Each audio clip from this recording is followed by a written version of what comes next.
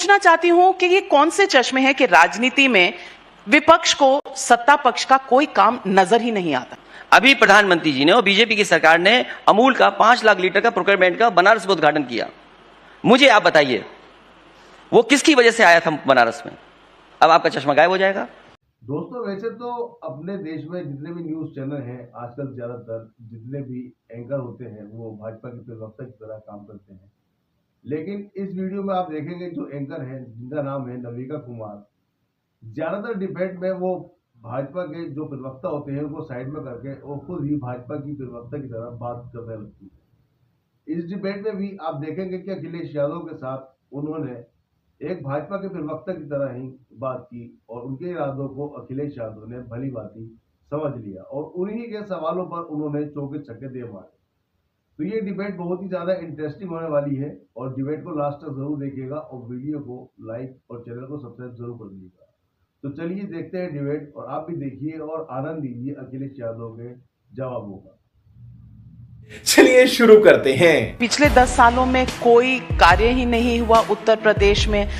जहां देखो एयरपोर्ट बन रहे हैं, जहां देखिए हाईवे बन रहे हैं, जहां देखिए जन कल्याण के काम हो रहे हैं। सरकारी स्कीमों की बात करें तो प्रधानमंत्री आवास योजना है, प्रधानमंत्री उज्ज्वला योजना है, आयुष्मान भारत कार्ड है। मैं पूछना चाहती हूं कि ये कौन से चश्मे हैं कि राजनीति में विपक्ष को सत्ता पक्ष का कोई काम नजर ही नहीं आता। अभी बदत है भाई, अभी बदत है। नहीं, चश्मा कोई नहीं है। अगर चश्मा विपक्ष के पास नहीं है तो चश्मा प्रेस के पास भी नहीं है, क्योंकि ये कॉर्पोरेट हाउसेस हैं। एयरपोर्ट बन नहीं रहे हैं, एयरपोर्ट बेचे जा रहे हैं। बात तो सही है। एयरपोर्ट बन नहीं रहे हैं, एयरपोर्ट बेचे जा रहे हैं। और जितने भी एयरपोर्ट बनाने का दावा सरकार कर रही है वहां पहले से हवाई पट्टियां थी और अगर एयरपोर्ट बन रहा है उसका स्वागत सबने किया है। लेकिन क्या आप किसान की जमीन छीन लोगे? आप मार्केट वैल्यू नहीं देंगे? आप कोई पुण्य काम करने जा रहे हैं, अच्छा काम करने जा रहे हैं, आप उसका सर्किट रेट नहीं बढ़ा सकते हैं? कहने को तो आप कह रहे हो कि हम इतनी $1 ट्रिलियन इकोनॉमी बना रहे हैं। अरे आप किसान को 500 करोड़ रुपए नहीं बढ़ा सकते?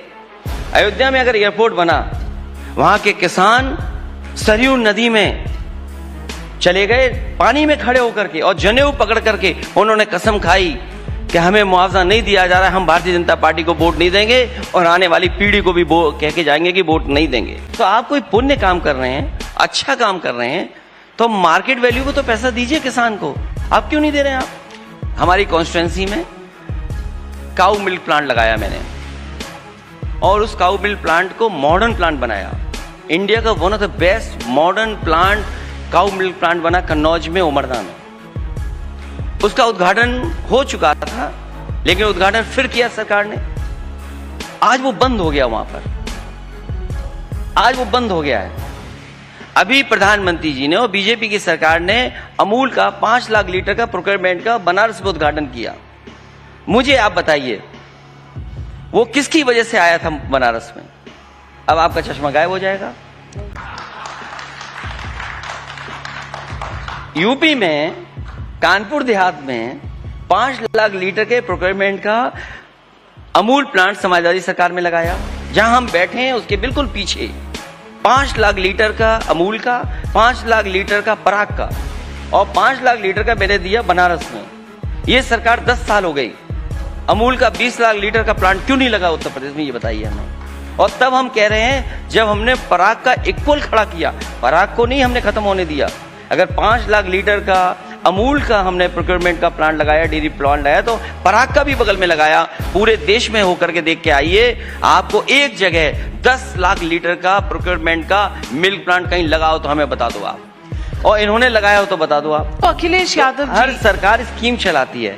आवास के अभी बन रहे हैं, आवास तो पहले से भी बन रहे हैं। और मैं आपको याद दिला दूं, जब से इंदिरा आवास आया, समाजवादियों ने समाजवादी हाउस बनाए, समाजवादी घर बनाए। हम लोग 3,45,000 रुपए देते थे। सोलर एनर्जी की बात आज कर रहे हैं। आप देख कर क्या, ये हर लोहिया आवास में सोलर एनर्जी से उनको बिजली उपलब्ध होती थी, पंखा चलता था उनका, LED बल्ब चलता था। आप इनके प्रधानमंत्री आवास में बताइए कहाँ है सोलर पैनल। अब मुश्किल तो ये है कि हम अगर कोई बात बता दें तो ये नकल कर लेंगे उसकी। कहेंगे अब हमारे आवास में भी सोलर जलेगा। मुश्किल इस बात की है। लेकिन अगर सब कुछ इतना अच्छा चल रहा था, सब काम हुए थे, तो फिर 2017 के चुनाव, 2022 के चुनाव क्यों नहीं जीती आपके पार्टी? और 2014, 2019 की चुनाव क्यों नहीं जीते विपक्ष की पार्टियां? 2017 का चुनाव, मुझे चुनाव चिन्ह जब हमारा नॉमिनेशन हो गया तब हमें चुनाव चिन्ह मिला। 2017 का चुनाव अलग परिस्थितियों में चुनाव था, जिसकी वजह से जो मेहनत हमें करनी चाहिए थी, जिस तरीके का हमको तैयारी करनी थी, उस वजह से नहीं जीत पाए। और कभी कभी भारतीय जनता पार्टी की जो रणनीति होती है, हम लोगों को समझा रहे थे कि देखिए वर्ल्ड क्लास हमने एक्सप्रेस वे बनाया है, हमने वर्ल्ड क्लास हॉस्पिटल बनाया है, मेट्रो दी है लखनऊ में, मेट्रो कानपुर में दी है, मेट्रो आगरा में दी है, वाराणसी में मेट्रो बनेगी, अमूल के प्लांट दिए हम लोगों ने, लैपटॉप डिस्ट्रीब्यूशन दिया हम लोगों ने, समाजवादी पेंशन दी, डीबीटी सिस्टम लेकर के आए, सबसे ज्यादा ब्रांचेस हम लोगों ने खोली और सबसे ज्यादा हम लोगों ने काम करके दिखाया। हम समझा रहे थे, बीजेपी के लोग बहका रहे थे। चाय वाला तो देश चला रहा है, लेकिन और दूध चाय वाला उसकी बात देश सुन रहा है। अब अखिलेश जी, चाय वालों के खिलाफ तो आप हैं नहीं। देखिए, ये बात तो बड़ी उलझन वाली बात है। अगर वो चाय वाले तो हम दूध वाले नहीं हुए क्या? बिना दूध के चाय बना लोगे आप? ये कोई बात हुई आपकी? और उन्होंने कभी चाय नहीं बनाई होगी। मुझे अपने घर जाना है। मुझे घर जाना है।